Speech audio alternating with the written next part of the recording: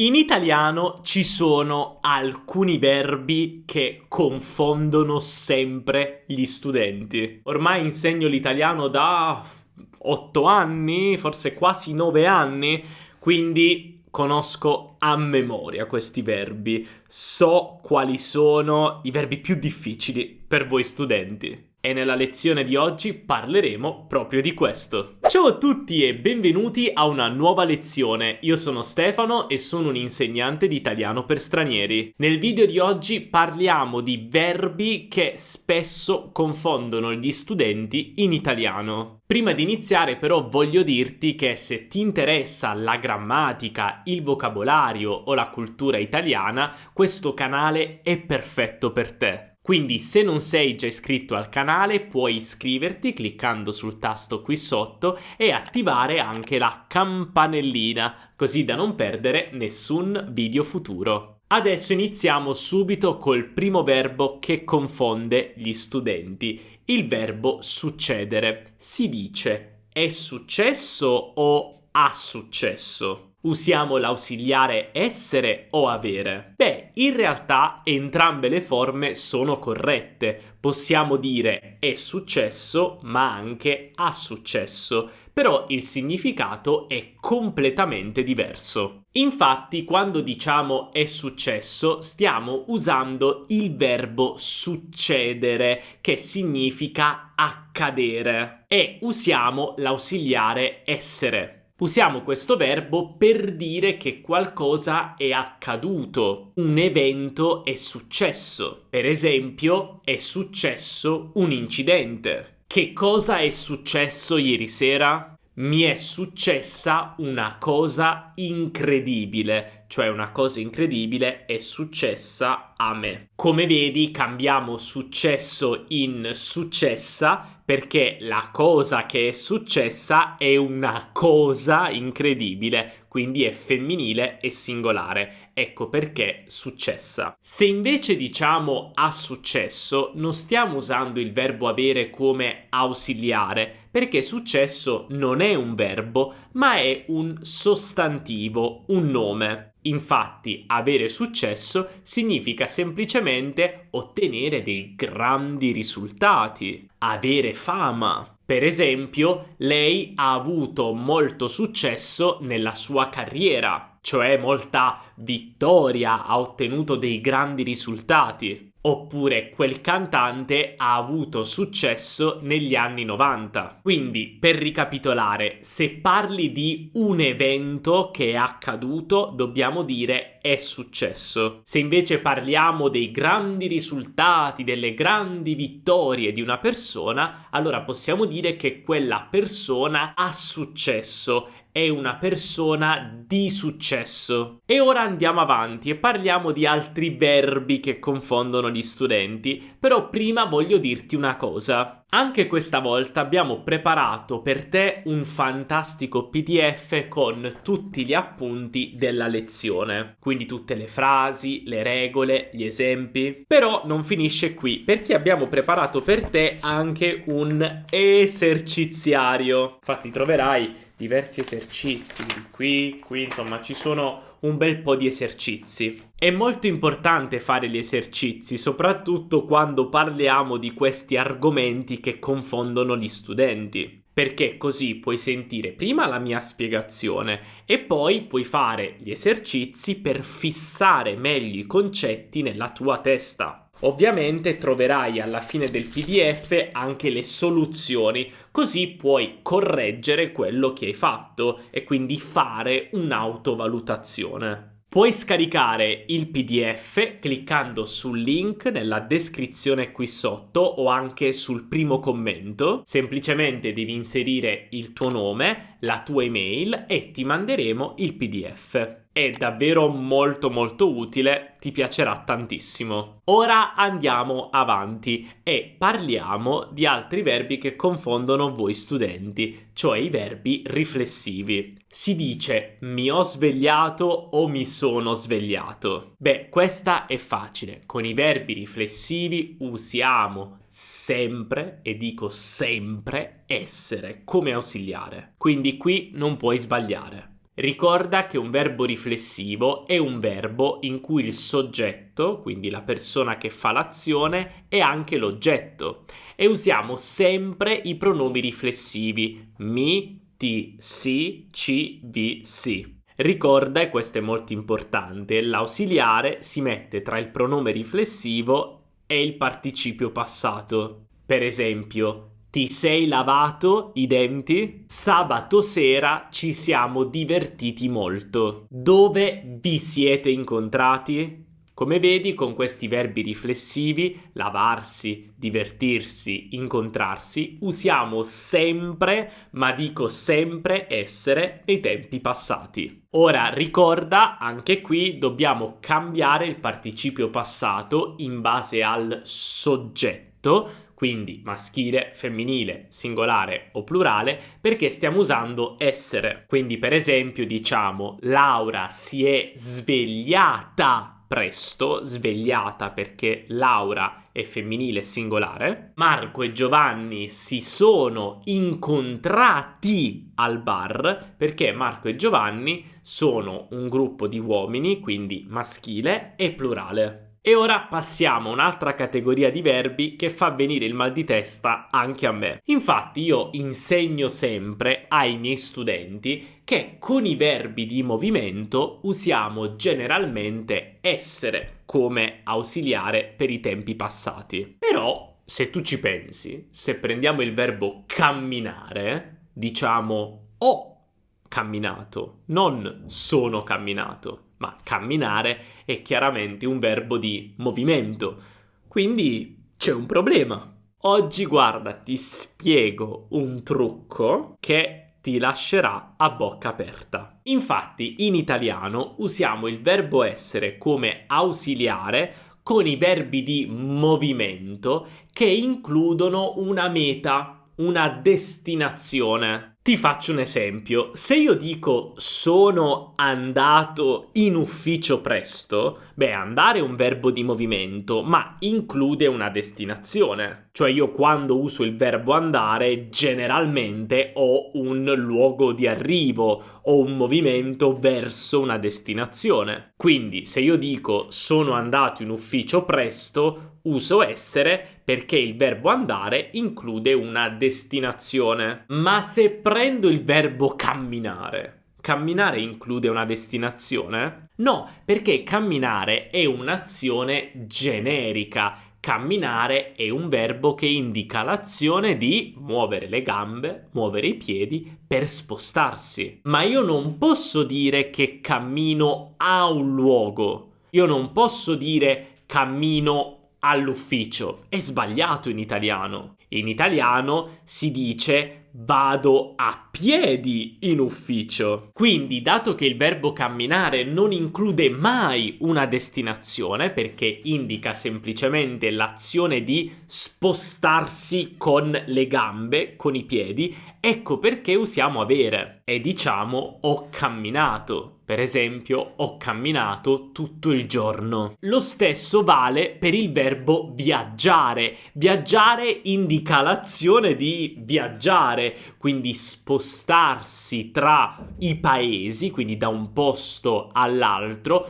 conoscere nuovi posti, andare a visitare i musei, cioè l'azione di viaggiare generica. Ma viaggiare non indica una destinazione. Io non posso dire io viaggio a Londra, è sbagliato. Quindi ecco perché anche in questo caso usiamo avere, perché viaggiare è un'azione generica e quindi diciamo ho viaggiato. E andiamo avanti e vediamo il verbo correre. Il verbo correre però è un po' particolare perché in realtà può avere sia essere che avere. Se io per esempio dico ho corso 10 km stamattina, uso il verbo avere e quindi dico ho corso perché qui sto usando il verbo correre come azione generica, cioè l'azione effettivamente di correre, quindi muovere velocemente le gambe, i piedi, fare proprio attività fisica. In questo caso ovviamente non c'è una destinazione, però il verbo correre si può usare anche con una destinazione per indicare l'azione di andare velocemente in un posto. Per esempio, sono corso a casa perché ha iniziato a piovere. In questo caso, sono corso a casa, a casa è la nostra destinazione, quindi in questo caso non sto usando il verbo correre come azione generica, ma come proprio un movimento verso un luogo, verso una destinazione precisa, cioè la casa. Sto dicendo andare velocemente a casa, sono andato velocemente a casa. Ecco perché usiamo essere. Quindi hai capito come funziona? Azione generica senza destinazione usiamo avere. Azione proprio di movimento verso una destinazione usiamo essere. E ora andiamo avanti e pensiamo al verbo piacere. E non ti preoccupare, questo è facile. Col verbo piacere, come con i verbi riflessivi, si usa sempre essere. Questo perché? Perché la costruzione di piacere è un po' diversa. Infatti, la persona a cui piace qualcosa non è il soggetto della frase, ma è l'oggetto indiretto. Invece, l'oggetto del piacere, cioè l'oggetto, la cosa che piace, è il soggetto della frase. Per esempio, mi è piaciuto molto il concerto. In questo caso il concerto è il soggetto della frase e mi, cioè a me, indica la persona a cui è piaciuto il concerto. Per questa strana costruzione usiamo sempre essere con il verbo piacere. Quindi mi è piaciuto molto il concerto è piaciuto molto a me. Oppure ci sono piaciuti i tuoi amici, cioè i tuoi amici sono piaciuti a noi. Anche in questo caso dobbiamo sempre cambiare il participio passato, piaciuto, in base al genere e numero dell'oggetto piaciuto. Questo è molto importante, perché sarebbe il soggetto. Quindi, per esempio, se l'oggetto è la torta, dico mi è piaciuta molto la torta, mi è piaciuta molto la torta, perché torta è femminile. Oppure ti sono piaciuti i biscotti che ho fatto? Perché biscotti, quindi ti sono piaciuti. Ora, prima di andare avanti ad altri verbi che sono un po' particolari, perché possono avere sia essere che avere, voglio chiederti un piccolo favore, quello di lasciare un bel mi piace a questo video se ti sta aiutando a migliorare in italiano. Infatti questo può sembrare un piccolo gesto per te, però per noi è molto importante, perché se tu lasci mi piace stai dicendo a YouTube che questo video è buono e utile e quindi YouTube lo consiglierà a tanti altri studenti e studentesse come te in giro per il mondo. Quindi metti mi piace e grazie mille. Ora andiamo avanti e parliamo dei verbi che accettano entrambi gli ausiliari, quindi quei verbi che possiamo usare sia con essere che con avere. Ti farò un esempio pratico: i verbi iniziare e finire e anche tutti i sinonimi, quindi cominciare, terminare, eccetera. Guardiamo queste due frasi. Io ho finito il progetto. Il film è già finito. Perché nella prima frase diciamo ho finito e nella seconda è finito? Usiamo avere nella prima frase ed essere nella seconda. Perché questi verbi possono avere due significati. Se io dico che ho finito il progetto, significa che io ho finito, ho terminato un'attività, una cosa, in questo caso il progetto. Se invece dico che il film è già finito, non è che il film finisce qualcosa, sto dicendo semplicemente che è arrivata la fine del film. Quindi che significa?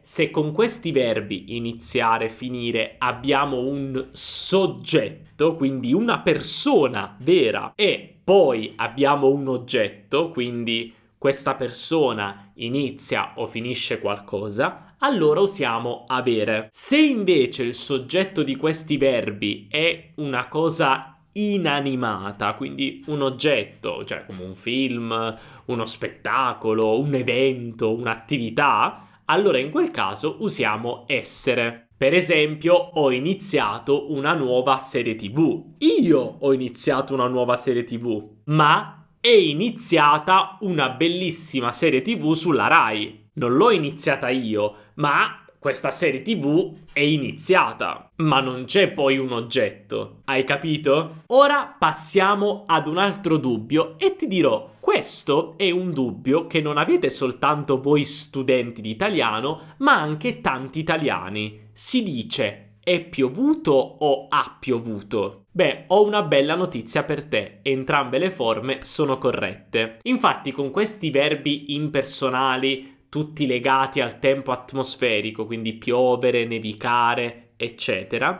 possiamo usare sia essere che avere, è uguale. Quindi, ha piovuto ieri o è piovuto ieri, è la stessa cosa. E ora finiamo col verbo più proprio terribile della lingua italiana, il verbo pensare. Il verbo pensare ha un problema, può essere usato in 1000 modi diversi con 1000 preposizioni diverse. Quindi dobbiamo stare attenti al suo significato. Prima di tutto possiamo usare il verbo pensare con la preposizione a, quindi pensare a. Pensare a significa rivolgere i propri pensieri a qualcosa, a una persona, a un luogo, a una cosa. Quindi usare la propria testa per pensare a queste cose. Quindi praticamente usiamo la preposizione a, quindi pensare a, quando pensiamo in generale. Per esempio, penso a te ogni giorno. Cioè io ho pensieri su di te ogni giorno. Oppure sto pensando a cosa fare nel weekend. Cioè sto usando la mia testa, sto rivolgendo i miei pensieri, sto riflettendo alle attività che voglio fare nel weekend. E poi abbiamo pensare di. Usiamo pensare di quando vogliamo prendere una decisione o progettare qualcosa. Per esempio, Luca sta pensando di iscriversi a un corso di italiano. Quindi sta decidendo, sta valutando di fare questa cosa, di prendere questa decisione, cioè iscriversi al corso di italiano. Oppure penso di andare al cinema stasera. Non ho ancora deciso ufficialmente, ma sto pensando a questa cosa, cioè sto decidendo. Di solito abbiamo proprio questa struttura, pensare di più l'infinito. Ma possiamo usare pensare di anche quando stiamo esprimendo un'opinione. Per esempio, che cosa pensi di questa idea? Cioè, qual è la tua opinione su questa idea? O cosa pensi di Maria? Qual è la tua opinione su Maria? E per finire, Giovanni pensa di essere bravo nel suo lavoro. Cioè, la sua opinione è che lui è bravo. Ma ora, prima di finire la lezione, vediamo queste due frasi. Ci penso io a cucinare stasera.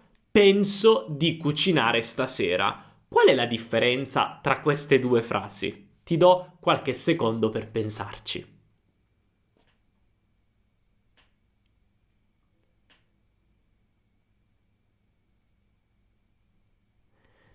Beh, allora, nella prima frase, ci penso io a cucinare stasera, stiamo usando il verbo pensarci. Nella costruzione, pensarci a più l'infinito. In questo caso il verbo pensarci, quindi quando aggiungiamo la particella ci, usiamo la preposizione a e, attenzione, aggiungiamo anche il pronome personale io o anche tu, lui, quello che vuoi, dopo il verbo, allora stiamo dicendo occuparsi. Cioè se io dico ci penso io a cucinare stasera, significa che io farò questa cosa, io mi occuperò di cucinare, io mi prendo questa responsabilità. Se invece dico penso di cucinare stasera, sto ancora decidendo, sto valutando se cucinare o no. Ovviamente sono due frasi molto diverse, molto simili, ma molto diverse nel significato. Fantastico, abbiamo finito con la lezione di oggi. Adesso è arrivato il momento di ripetere tutto con gli appunti della lezione e ovviamente anche fare gli esercizi che sono importantissimi per fissare meglio nella tua testa gli argomenti di oggi. Per farlo clicca sul link qui sotto in descrizione o sul primo commento. Se la lezione ti è piaciuta e ti ha aiutato, non dimenticare di lasciare un bel mi piace, perché questo ci aiuta tantissimo, e non dimenticare di iscriverti al canale e attivare la campanellina per non perdere nessun video futuro. Noi ci vediamo nella prossima lezione. Un abbraccio dall'Italia. Ciao!